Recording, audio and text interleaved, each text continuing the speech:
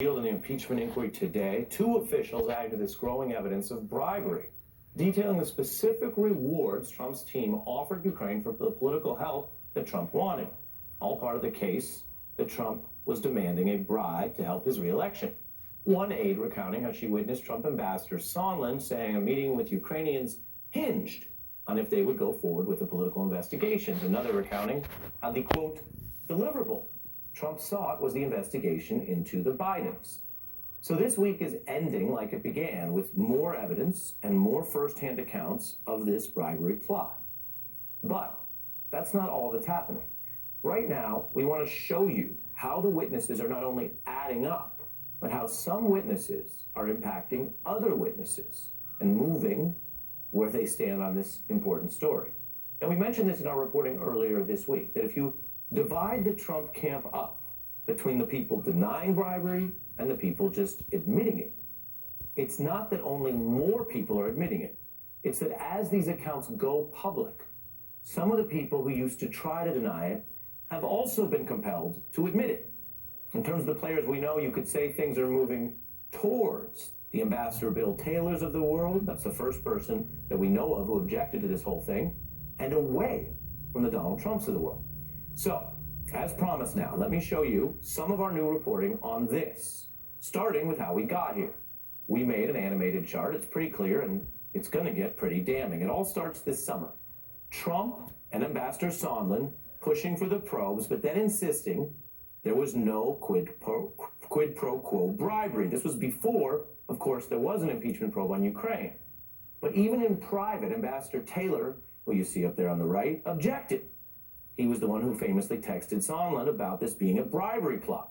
So you had those two camps, bribery and no bribery, and then boom, the whistleblower joins the bribery chorus, filing a complaint about this Ukraine bribery plot. Now that's pretty simple. At that point, those were the battle lines. Some people involved said it was a bribery plot. Other people apparently involved denied it.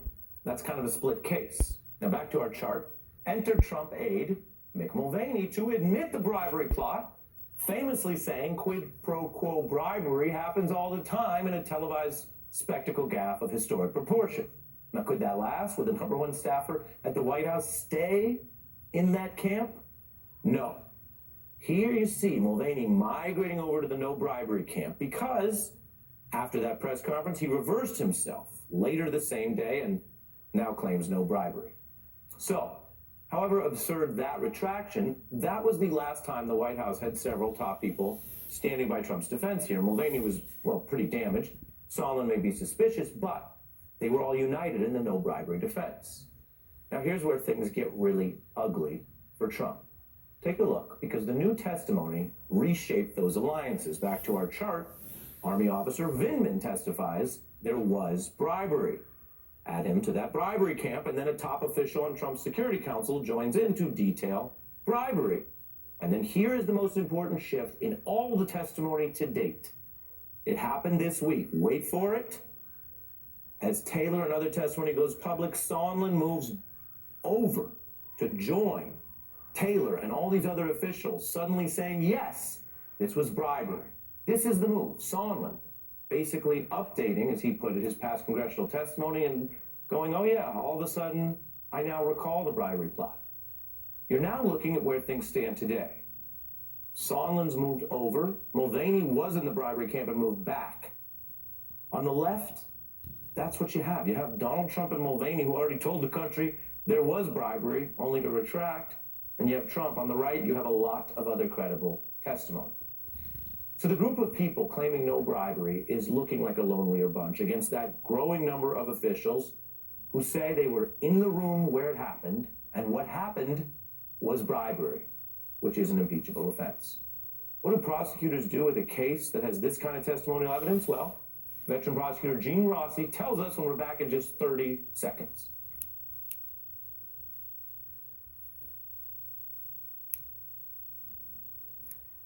Back on the screen, the finished product of how some of the testimony has realigned. You want me to comment now? Yeah. Okay. I tried cases for almost 30 years, and I got to say this, Ari, when I was watching your chart on television, I was reminded of many trials I had that I supervised, did myself, and observed. And I got to tell you this. 18 U.S.C. 2001 is the bribery statute. It is the bedrock of federal corruption crimes. And the public integrity section of Maine Justice, if they are not watching your show, they should, because you just gave the opening statement for a charge against the President of the United States and Mulvaney and several others for conspiracy to violate the bribery statute. And here's what's most important about what you put up there. On the left side of that chart, yeah, we'll put it back up. Go ahead. Those two individuals, and this is important, they didn't give any statements under oath. The ones on the right did. And in my experience, when you put someone under oath in front of a judge, a jury, a petit jury or a grand jury, amazing things happen. So you make a great point right there. We divided the line in just thinking about what the claims are. And we saw Mulvaney move and we saw Sondland move. You're adding a detail in your analysis as a prosecutor, which is that everyone on the right has actually been compelled in person to give testimony under oath at this point. Mr. Mulvaney ducked that today. Absolutely, and I know why he ducked it. Because he knows if he takes an oath and testifies in front of a proceeding, whether it's a trial or Congress, he knows that he cannot tell the truth. He would have to commit perjury. Because you don't go from saying in front of millions of people in the United States and throughout the world that it's done all the time, quid pro quo, arms for dirt, and then back away. If they put him in a grand jury right now, he would sing like a bird unless he was intent on committing perjury. Does he have legal exposure? Yes.